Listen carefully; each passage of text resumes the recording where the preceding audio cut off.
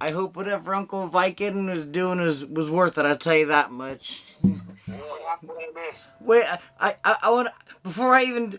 Oh, there you are, Uncle Vic. You just missed the greatest water slide in history. Oh, now he's got his camera off. What? No, I'm right here. Oh no, Corona. Oh, there he is. No, he totally like went down the water slide in Hawaii.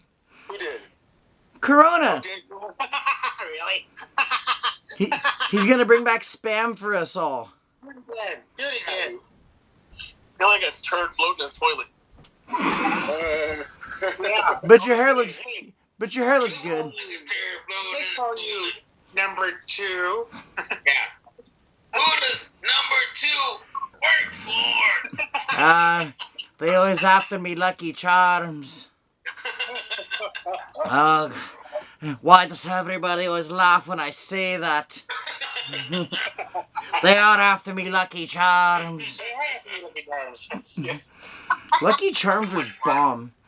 Oh man, like they should just make just the marshmallows. You should be able just to like torpedo yourself into a diabetic coma with just the marshmallows. Just eating marshmallows. One time, because they make the M&M Krispies, they're made of like Rice Krispies kind of. I ate a bowl of them like they were cereal. And oh man, I was like, I think that's why I'm pre-diabetic, is from that bowl of Rice Krispies. Or no, I'm calling them Rice Krispies, M&M Krispies. And I'm saying Krispy because I don't care. I don't have to speak right anymore because I'm off work. And y'all saw me leaving work. Now I'm showered. I want to thank Ed Rubin and Paul for giving me some wonderful sounds to shower to. So you can take that to the grave. And Miss Rubin, thank you for providing Edward for me to be able to have his beautiful voice for me to shower to. So you can feel as uncomfortable as you want with that. We're very comfortable with it, because I'm very comfortable saying it. You have no idea. I shower very fast because the first thing I want to do when I get home from work is wash the stink off me. Like, oh my god, like, smelling like food sucks. I'm not even a cook and I end up stinking like food. If you've worked in restaurants, you know, you're like, you feel like you had like Aunt Jemima money shot all over you all day. I'm like, oh god, I just want it off of me.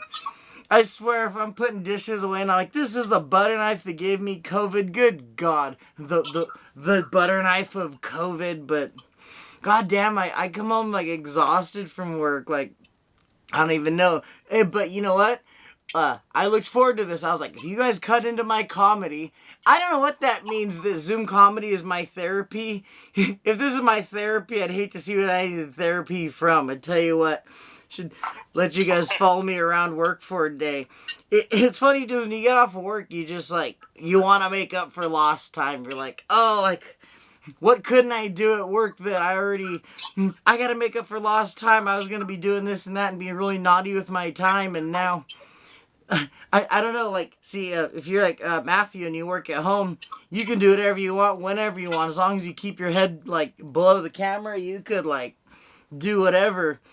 I imagine, you can tell us later during your set what you've gotten away with doing during work. Or you can tell me, no, I don't care, whatever. I've gotten away with some shit, I tell you what. I gotta ask, you know, we can go around the room with this one. They call this the shocker, but who's actually done it like that? Like, who's actually, like, is that the exact angle? Like, because from what I've experienced, they're not all exactly positioned that far. Like, sometimes the bubble is, like, lower or the bubble is higher. And, like the perineum isn't right there. Like, who does that? And like, really? What's that gonna do? I mean, okay, I know what that's gonna do, but, like, you can't get far enough for it to matter. You can't get far enough for that to do anything. And then it makes your hand even more tired because you're like an awkward thing. It's like a half-assed devil sign, or like when Christians want to say something rocks, but they don't do that because it's the devil. They're like, like the Christian devil horns. They're almost worse. But like, let me know if you've tried that and if it actually worked or not, because I don't think that does. I go the normal route, and even that makes my Carl Topol act up. Carl Topol, that's how I used to say. I'm getting a visit from Carl. I was at work and we're listening to the song "Computer Love," and that song, and I'm thinking, at first I thought "Computer Love," that's kind of an awkward song, and then I started thinking to myself, we finally have computer love. We really do. Not just that we're on Zoom and there's dating on Zoom, but them sex robots, like, holy shit, those things are realistic as hell. I don't even care. I'll tell the whole world. If I wasn't already with somebody that I cared about and actually was a cool chick, I'd probably go for some computer love. And you might go, oh man, like, that's so awkward, how dare those people have sex with a robot? Like, they don't yammer on at you like a lot of chicks do, so already you got the win right there.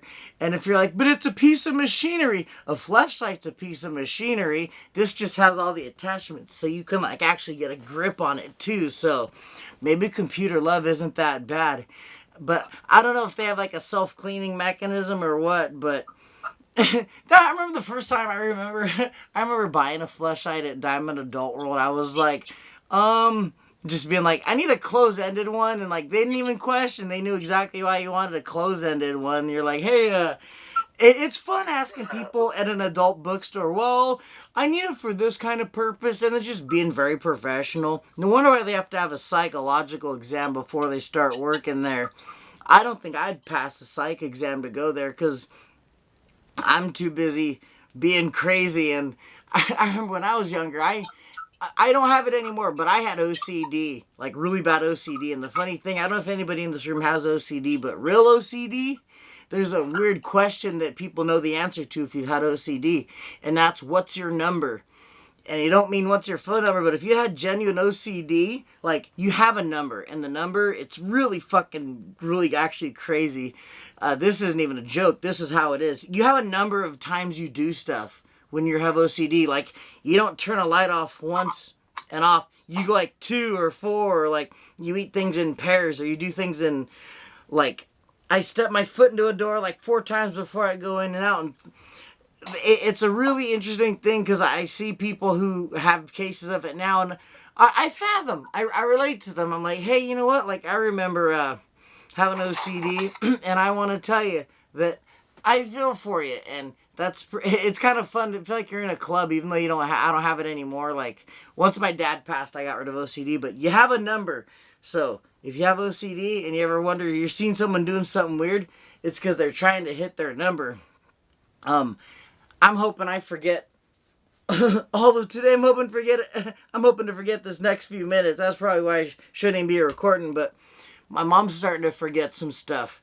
Took her to the insurance place, and we're totally going there. Or she comes back to the house. She's like, they wouldn't let me into the insurance office. And I was like, where'd you go? And they give her a bunch of shit. This is a fucking true story. She goes, hey, this actually happened just recently, so I'm actually kind of concerned. She's like, well, they're so rude to me. And we start calling the insurance place, and they're like, what are you talking about? And I go, Mom, I know you don't want to. Get in the car. Let's go there, because I want to grill them personally. I want to know who's rude to my mommy. But we drive there. On the way there, she's like, you passed it. I'm like, no, I didn't. And then she's like, where are you going? Like, as if I'm kidnapping her. And it turns out that she was at the wrong place the whole time. And she went to the wrong insurance place, so I took her to the right one. They were awesome. We got hooked up, but it was... I keep making this really bad joke with her that, hey, my grandpa had Alzheimer's, and he had, like, dementia, and he started losing his mind. So, my mom wrote this. I thank her for it. It's like, hey, so if you think Alzheimer's is really creeping on, Mom, can I just kill you and put you out of your misery? It's like you'll remember it either way. So, and that's her writing. That's my mom's writing on that one. So, I think this is what I get for doing a set right after work, because I'm leaving work, because I'm just exhausted. So, I'll just leave y'all with this.